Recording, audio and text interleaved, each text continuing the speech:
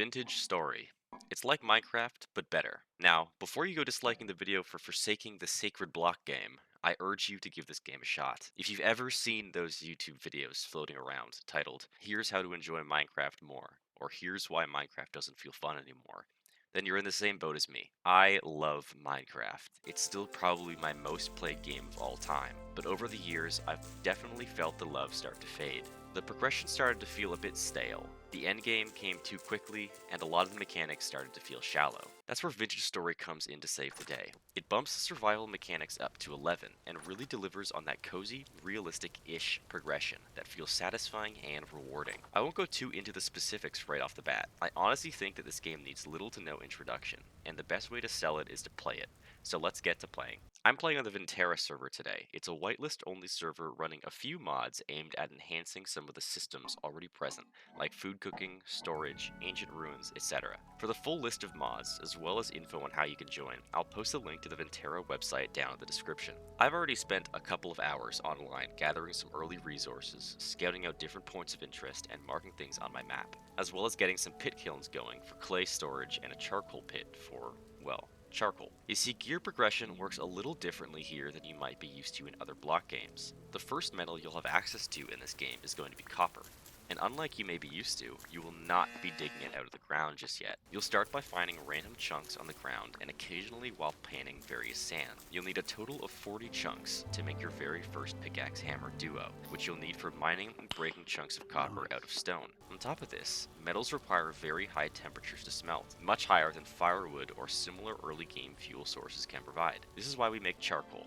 Charcoal is the highest temperature fuel source in the game, and it's made by stacking firewood in a hole in the ground, lighting a campfire above it, fully sealing the hole, and then waiting up to 24 in-game hours. After this is complete, you'll have a pit full of charcoal ready to be harvested for all of your smelting needs. Charcoal pits can be anywhere from a 1x1x1 cube to a 13x13x13 cube, and your yield will increase accordingly. I've chosen to make a pretty small pit for my first go just because I really want to go ahead and start getting metal tools going.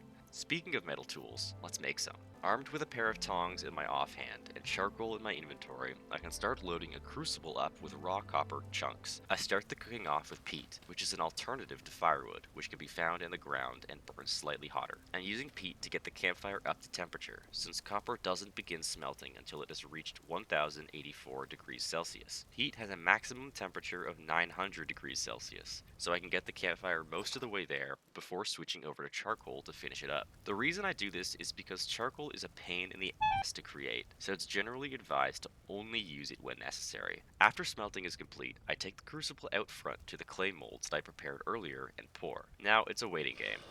While I wait, I decide to use the still hot campfire to cook myself a quick meal. The process is similar to smelting, but uses a cooking pot and bowl instead of a crucible. I go grab whatever scraps I have stored in my makeshift cellar and get cooking. No need for charcoal here, peat is more than enough for cooking food. Now that my tools are cool enough to take out of the molds, I grab them with my tongs and carry them over to a water source to cool them down the rest of the way. Metal will eventually cool down if left unattended for long enough, but once the material is solid, the process can be sped up by quenching. It also gives you that satisfying hiss.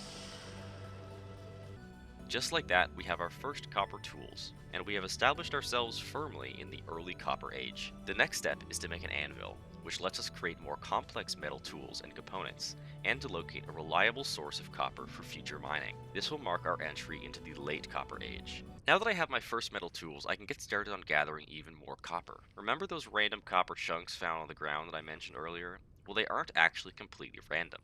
Those are indications of surface veins located just underneath where those chunks were found. This is why we mark things on our map, because I needed those chunks to make my first tools, but once I have my first tools, I can return to the location to gather the rest of the copper out of the ground. Along the way, I spend my time marking various points of interest such as clay, peat, and just about anything else I'd like to come back to sometime. These surface deposits are a big step up from gathering individual nuggets, as each chunk mined out of stone contains about 4 nuggets on average.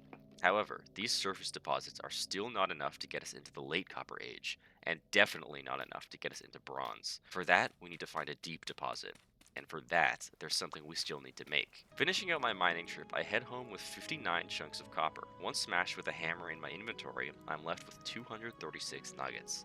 Not bad compared to the measly 40 I had before. This should be enough to make an anvil and 2 ingots, which I make from clay molds similar to the tools earlier. At this point, I just sit back and watch my metals cool for a bit. One thing I do pretty consistently in this game is just sit back and take in the environment. I think that Vintage Story does a fantastic job of making you feel like an actual wilderness survivor, and as such, sometimes sitting back and admiring your work is half of the fun. No time to rest though, as we now have an anvil and 2 ingots ready to smith. I decide to make a temporary smithing station on top of my little dirt mound, and I get to work turning my ingots into my next 2 copper tools. Smithing is an advanced form of metalworking that utilizes ingots instead of molds. First, up to 4 ingots are placed inside a forge, along with at least 1 charcoal. Next, the ingots are heated until workable, and then placed on the anvil and hammered out into the desired shape. It's quite the involved process, but makes metalworking very satisfying in my opinion. For the most part, all of the tools that you can make with molds, you can make with an anvil. Although because you only need 1 charcoal to work up to 4 ingots, I tend to mass produce ingots all at once, and only use the anvil for tool making once I'm able to, as it uses less charcoal than heating raw nuggets in a crucible. First, I make a prospecting pick, which is used for prospecting the earth in different places to narrow down the location of ore deposits. Don't worry, we'll get into it. And I begin making a saw, which will allow me to make planks, a life-changing development which will open up tons of new crafting opportunities. Unfortunately, in my haste to get my tools made, I didn't realize that a temporal storm was drifting in, which led to this near-death experience.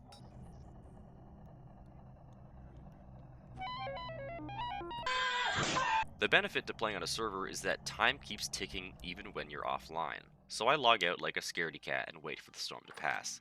I know I probably should have just taken my death like a man, but I really had no interest in walking the couple thousand blocks back to my base camp from spawn. Finally, it's time to solve our copper supply issue. If I want to truly start thriving in this game, then I need to find a deep copper deposit. This would prove to be a more difficult task than I initially expected. You see, the prospecting pick is a tool that lets me take samples of stone from 3 different points within a 16 block area, and then it spits out a reading on the ore generation probability for that chunk. With this information, we can begin to build out a profile of the general area by taking readings from different points in the world and comparing where the ore probability gets higher or lower. Unfortunately for me, this means sample collecting.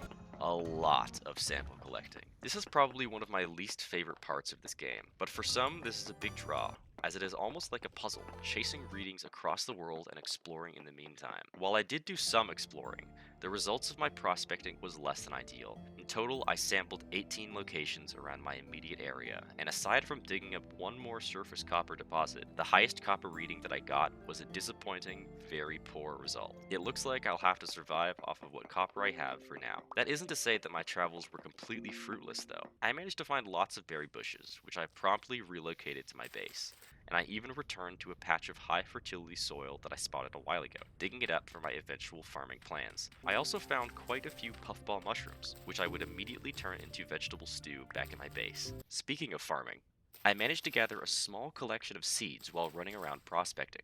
These will be useful in the future, and I'll explain the mechanics of farming when I eventually get my own farm going. Deciding to use the little copper I found while exploring, I made 2 more ingots and another pickaxe and hammer, as I have found that in the event of your pickaxe or hammer breaking, it is fucking impossible to get new ones, and I am not interested in panning for individual nuggets again anytime soon. I intended to use my 2 ingots for a copper axe and copper chisel, but I made the rookie mistake of breaking too many voxels off of the axe head, forcing me to use the entire other ingot just to fill 1 space. What a waste of material. Looks like my chisel demonstration will have to wait for now. I used my new saw to create some planks, which I immediately used to make a new door. I was sick of this happening, and a new door was just what I needed to make my temporary hole in the ground start feeling like an actual home. That's going to be all for my first episode of Vintage Story Survival on the Vinterra server. I made some progress toward conquering the Copper Age, as well as got some supplies needed to start farming. I'd like to take a moment to shout out another YouTuber making videos on this exact server by the name of Sloan, or Awapinku on YouTube. They've made some fantastic videos, as well as a super useful beginner guide to the game. So if you find yourself wanting to learn all about how to survive in this new environment, I'll have a link to their channel in the description below. Next episode, I'm hoping to get started on a more permanent settlement, as well as a farm for a steady source of food. This will be especially important as winter comes back around. But until then, thank you so much for watching, and I'll see you next time. Take care.